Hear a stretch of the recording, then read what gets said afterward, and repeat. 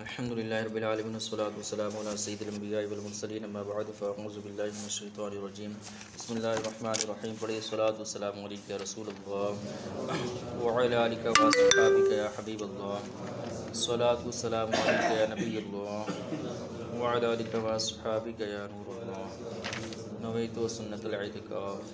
پیارے آقا صلی اللہ علیہ وسلم نے ارشاد فرمایا، جو شخص مجھ پر ایک مرتبہ درود پاک پڑھتا ہے اللہ تبارک و تعالیٰ اس کے لیے ایک قرات اجر لکھتا ہے اور ایک قرات احد پہاڑ جتنا ہے۔ صلو علی الحبیب صلی اللہ تعالیٰ علی محمد صلی اللہ تعالیٰ علیہ وسلم۔ بسم اللہ الرحمن الرحیم۔ وَإِن كَانَ ذُو عُسْرَةٍ فَنَظُرَةٌ إِلَىٰ مَيْسَرَةٍ وَأَن تَصَدَّقُوا خَيْرٌ لَكُمْ إِن كُنتُمْ تَعْلَمُونَ۔ ترجمہ کنز العرفان۔ اور اگر مقروض تنگ دست ہو تو اسے آسانی تک مہلت دو، اور تمہارا قرض کو صدقہ کر دینا تمہارے لیے سب سے بہتر ہے اگر تم جان لو۔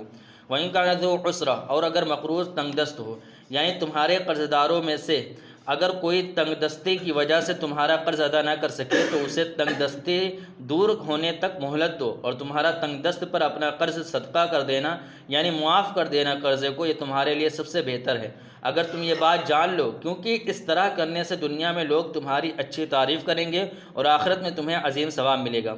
قرض دار کو مہلت دینے اور قرضہ معاف کرنے کا فضائل۔ اس آیت سے معلوم ہوا کہ قرض دار اگر تنگ دست یا نادار ہو تو اس کو مہلت دینا یا قرض کا کچھ حصہ یا پورا حصہ معاف کر دینا یہ اجر عظیم کا سبب ہے۔ احادیث میں بھی اس کے بہت فضائل بیان ہوئے ہیں، چنانچہ اس کے 5 فضائل درج ذیل ہیں۔ حضرت ابو قتادہ رضی اللہ تعالیٰ عنہ فرماتے رسول اللہ صلی اللہ علیہ وسلم نے ارشاد فرمایا، جو شخص یہ چاہتا ہو کہ اللہ تعالیٰ اس کو قیامت کے دن تکلیفوں سے نجات دے، وہ کسی مفلس کو مہلت دے یا اس کا قرض معاف کر دے۔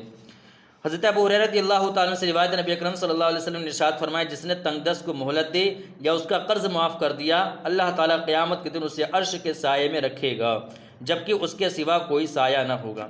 حضرت جابر بن عبداللہ رضی اللہ تعالیٰ عنہ سے روایت ہے، پیارے آقا علیہ الصلوۃ والسلام نے ارشاد فرمایا، اللہ تعالیٰ اس شخص پر رحم کرے جو بیچنے اور خریدنے اور تقاضا کرنے میں آسانی کرے۔ حضرت حذیفہ رضی اللہ تعالیٰ عنہ فرماتے ہیں، حضور اکرم صلی اللہ علیہ وسلم نے ارشاد فرمایا، گزشتہ زمانے میں ایک شخص کی روح قبض کرنے جب فرشتہ آیا تو مرنے والے سے سوال کیا کہ کیا تجھے اپنا کوئی اچھا کام یاد ہے؟ اس نے کہا، میرے علم میں کوئی اچھا کام تو نہیں ہے۔ اس سے کہا گیا کہ غور کر کے بتا۔ اس نے کہا، صرف یہ عمل تھا کہ دنیا میں لوگوں سے تجارت کرتا تھا اور ان کے ساتھ اچھی طرح پیش آتا تھا، اگر مالدار بھی مہلت مانگتا تو اسے مہلت دے دیتا تھا اور تنگ دست سے درگزر کرتا تھا یعنی معاف کر دیتا تھا۔ اللہ تعالیٰ نے فرشتے سے فرمایا، تم اس سے درگزر کرو۔ اور صحیح مسلم کی ایک اور روایت میں ہے کہ اللہ تعالیٰ نے اپنی بارگاہ میں حاضر اس معاف کرنے والے مالدار پر آسانی کرنے اور تنگ دست کو مہلت دینے والے شخص سے فرمایا، میں تجھ سے زیادہ معاف کرنے کا حقدار ہوں، اے فرشتوں میرے اس بندے سے درگزر کرو۔ امام اعظم رحمۃ اللہ تعالیٰ علیہ اور مجوسی قرض دار۔ امام فخر الدین رازی رحمۃ اللہ علیہ فرماتے کہ منقول ہے کہ ایک مجوسی بولتے ہیں یعنی آنکھ کی پوجا کرنے والے کو، تو ایک مجوسی پر امام اعظم رحمۃ اللہ تعالیٰ کا کچھ مال قرضہ تھا۔ آپ رضی اللہ تعالیٰ عنہ اپنے قرض کی وصولی کے لیے اس مجوسی کے گھر کی طرف چلے۔ جب اس کے گھر کے دروازے پر پہنچے تو اتفاق سے آپ رضی اللہ تعالیٰ عنہ کے جوتے پر نجاست لگ گئی، اور آپ رضی اللہ تعالیٰ عنہ نے نجاست چھڑانے کی غرض سے اپنے جوتے کو جھاڑا تو آپ رضی اللہ تعالیٰ عنہ کے اس عمل کی وجہ سے کچھ نجاست یعنی کچھ گندگی اڑ کر مجوسی کی دیوار کو لگ گئی۔ یہ دیکھ کر آپ پریشان ہو گئے اور فرمایا کہ اگر میں نجاست کو ایسے ہی رہنے دوں تو اس سے اس مجوسی کی دیوار خراب ہو رہی ہے، اور اگر میں اسے صاف کرتا ہوں تو دیوار کی مٹی بھی اکھڑ جائے گی۔ اس پریشانی کے عالم میں آپ رضی اللہ تعالیٰ عنہ نے دروازہ بجایا تو ایک لونڈی باہر نکلی۔ آپ رضی اللہ تعالیٰ عنہ سے فرمایا، اپنے مالک سے کہو کہ ابو حنیفہ دروازے پر موجود ہے۔ وہ مجوسی آپ رضی اللہ تعالیٰ عنہ کے پاس آیا اور اس نے یہ گمان کیا کہ آپ اپنے قرض کا مطالبہ کریں گے، اس لیے اس نے آتے ہی ٹال مٹول کرنا شروع کر دی۔ امام اعظم رحمۃ اللہ تعالیٰ نے اس سے فرمایا، مجھے یہاں تو قرض سے بھی بڑا معاملہ درپیش ہے۔ آخر آپ رضی اللہ تعالیٰ نے دیوار پر نجاست لگنے والا واقعہ بتایا اور پوچھا کہ اب دیوار صاف کرنے کی کیا صورت ہے؟ یہ سن کر اس مجوسی نے عرض کی، میں دیوار کی صفائی کرنے کی ابتدا اپنے آپ کو پاک کرنے سے کرتا ہوں، اور اس مجوسی نے اسی وقت اسلام قبول کر لیا۔ سبحان اللہ۔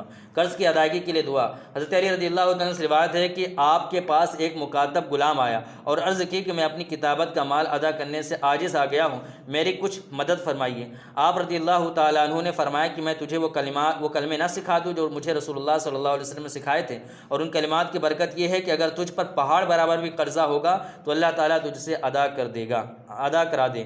تم یہ پڑھا کرو اللہم اکفنی بحلالک عن حرامک واغننی بفضلک عمن سواک، یعنی اللہ مجھے اپنے حلال کے ذریعے اپنے حرام سے اپنے حلال کے ذریعے اپنے حرام سے تو کافی ہو جا، اور مجھے اپنی مہربانی سے اپنے سوا سے بے پرواہ کر دے۔